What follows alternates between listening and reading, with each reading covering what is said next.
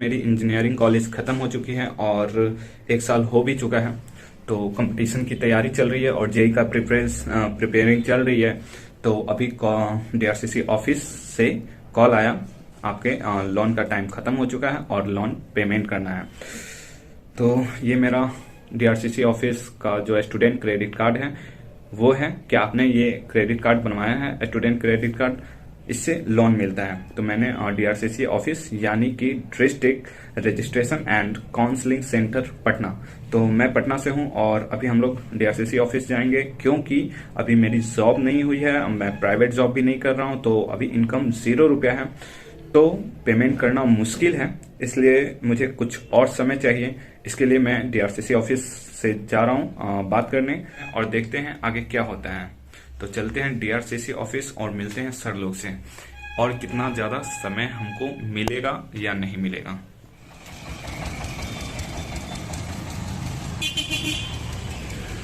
तो हम लोग पहुंच चुके हैं डीआरसीसी ऑफिस, मेरे ठीक पीछे है। अंदर चलते हैं, देखते हैं क्या होता है।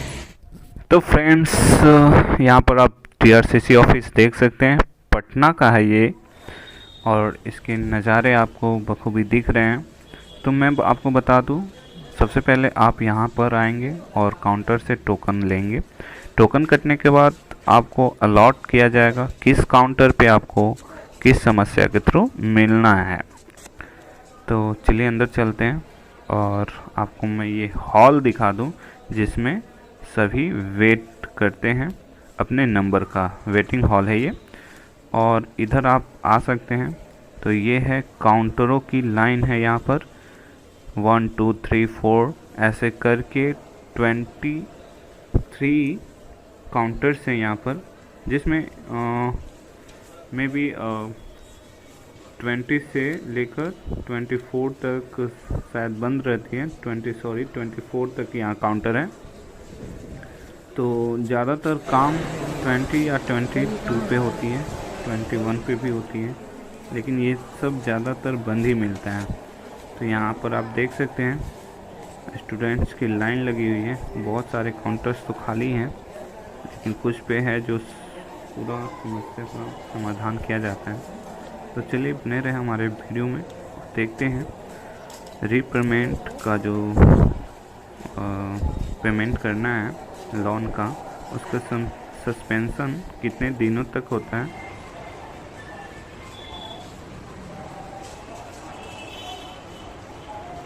लेकिन अभी मेल आया नहीं है।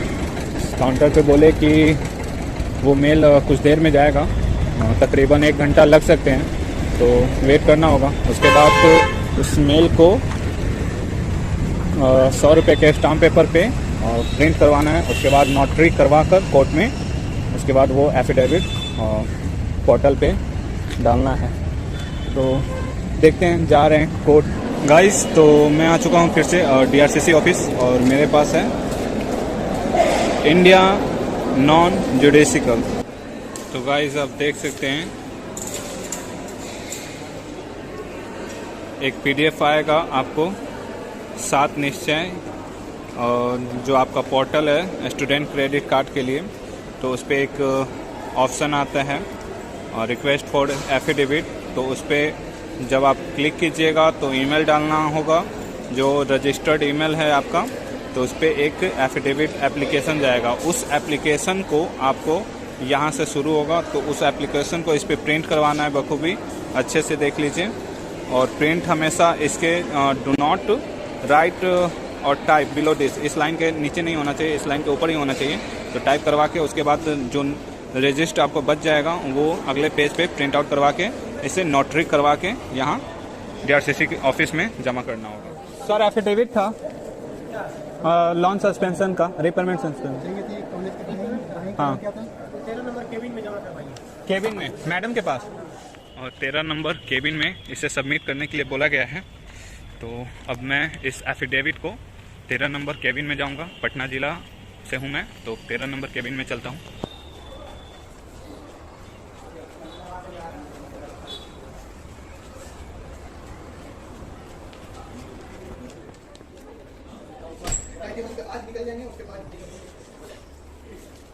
तो गाइस देखा आपने, हुआ क्या कि जो जब आप उस स्टूडेंट पोर्टल पे लॉगिन कीजिएगा तो लॉगिन करने के बाद आपको एफिडेविट के लिए रिक्वेस्ट करना पड़ेगा, और रिक्वेस्ट करने के बाद एक एप्लीकेशन आपके ईमेल पे आएगा, उसे ही प्रिंट आउट करवाना है, उसे एडिट नहीं करना है, जो कि मैंने एडिट करवा दिया। मैंने नहीं करवाया बट वो नोटरी सेंटर पे मैं गया था तो वहाँ एडिट कर दिया, जो कि अभी एक्सेप्टेबल नहीं हो रहा था। अगर रिजेक्ट कर देता है तो बहुत दिक्कत है, फिर से मुझे करना पड़ेगा। आप लोग इस गलती को नहीं कीजिएगा।